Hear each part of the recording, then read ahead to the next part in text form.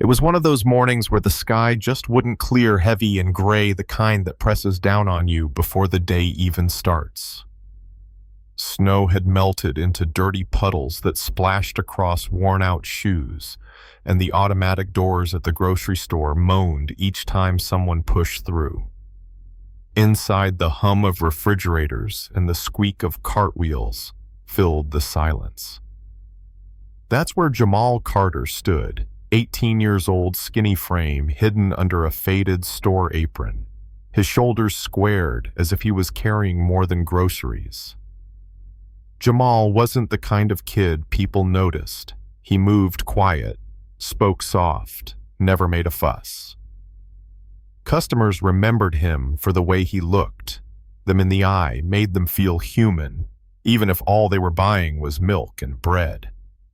He clocked in on time, never complained, and when his shift ended, he rode 3 buses back to a cramped apartment where his grandmother Ruth kept the thermostat low to save a few dollars on the bill. She had raised him since his mom passed, and his father, well, that man had walked out long before Jamal knew what a father was.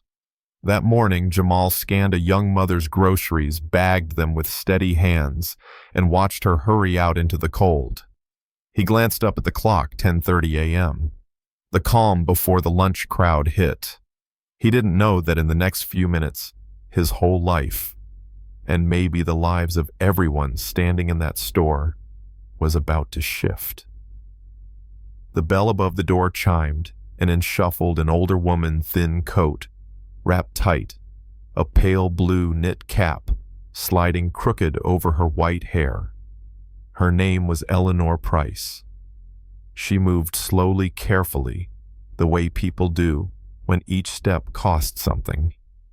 The faint smell of lavender trailed after her as she placed her small basket on the belt. 1 loaf of bread, a quart of milk, a stick of butter, and a single can of chicken noodle soup. Jamal gave her the same gentle smile he gave everyone. "Staying warm out there, ma'am." Eleanor looked up, her pale eyes tired but polite. She whispered as though warmth was something she hadn't had in a long time. When the total flashed, $6.12. She reached into a worn cloth pouch and poured out a mix of quarters, dimes, nickels, and pennies, along with 3 crumpled dollar bills. Her hands shook as she counted, lips moving as she whispered each number. Jamal stood still, watching something about the scene, reminding him of his grandmother's jar of coins back home, how she'd stretch every cent until the end of the month. Finally, Eleanor looked up, her voice breaking just a little. "I'm 85 cents short." The air shifted. Behind her, a man in a heavy coat began tapping the counter. Tap, tap, tap louder than it needed to be. A woman sighed heavily, making it clear the morning was already too slow for her liking.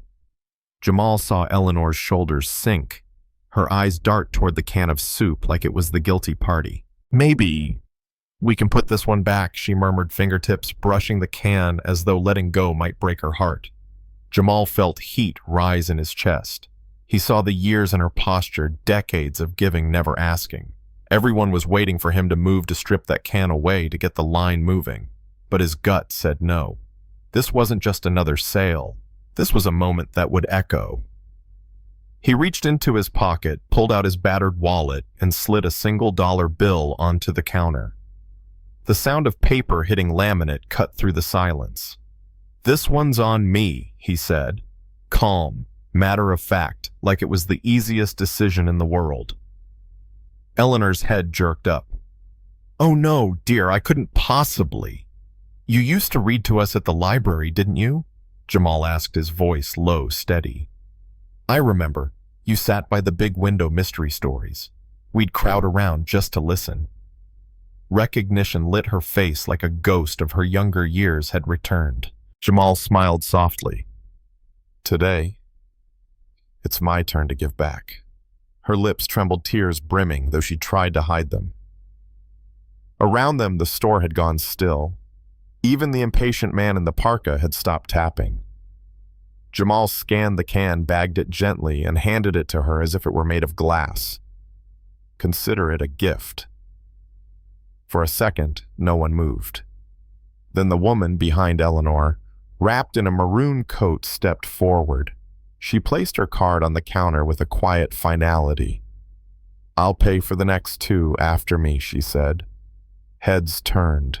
The man 2 carts down, broad-shouldered with a salt and pepper beard, lifted his hand. "Put me down for 5. His voice was booming, cheerful, like he'd just ordered a round of drinks. A younger guy in a black beanie leaned forward. "Yo, you take Cash App Venmo." Within seconds, the whole line buzzed with movement. A nurse raised her hand.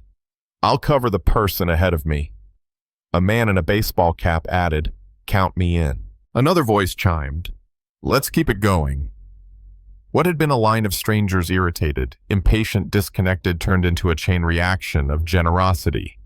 People were smiling, laughing, reaching across carts to shake hands. It was no longer just a grocery store, it was a scene of human connection, alive with warmth. And someone unnoticed recorded it. 3 days later, Jamal sat on the couch at home, scrolling his phone after dinner. His grandmother hummed a hymn in the kitchen. A notification popped up he'd been tagged in a post. The video was short. Jamal sliding the dollar forward. Eleanor's startled face the moment the chain began. Caption: "This is why I love Chicago. Kindness is alive." By morning, it had been shared hundreds of times. By Sunday, local news stations were running the story. Jamal was suddenly the quiet cashier who sparked a wave of kindness. When the store manager handed him a business card from a radio station asking for an interview, Jamal shook his head. "My grandma always told me, if you can help, help right away." That's all this was. Meanwhile, Eleanor's mailbox began to fill with letters. Cards from strangers, notes of gratitude, even grocery gift cards. One family in Ohio promised to pray for her health every week. She called the store just to thank the manager for hiring a young man with such a good heart. Then one morning, Jamal's boss handed him a plain white envelope. No return address. Inside a letter written in neat blue ink. "You don't know who you helped that day. Eleanor is my mother. She spent her life giving but rarely received. You reminded her she still matters. You showed her that her kindness wasn't forgotten. Please accept this small token, not payment, but gratitude. And if you ever choose college, I'd like to help." Tucked inside was a $100 gift card. Jamal read the words twice, his hands trembling.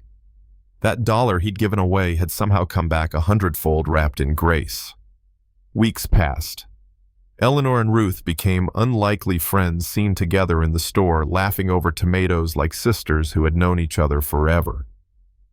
And around the neighborhood, a new habit sprouted, people carrying 85 cents of kindness. Parents told their kids, teachers told their classes, and at the store, Jamal sometimes saw it unfold, a stranger quietly sliding a coin forward when someone came up short.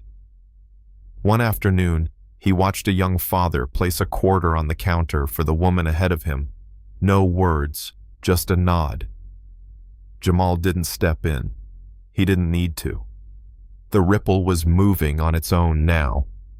He kept working his shifts, showing up early, bagging groceries with the same steady hands. But inside, he carried that letter that day. That lesson, how much could turn on something as small as a handful of change, and a decision made in silence. And so I'll leave you with this. Next time you're in line and someone ahead is counting coins, will you sigh and tap your foot? Or will you be the reason they smile for the rest of the day?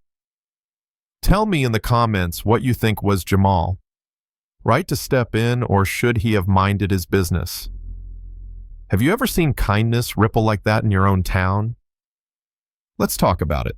And don't forget, like, share, and subscribe so we can keep these stories alive together.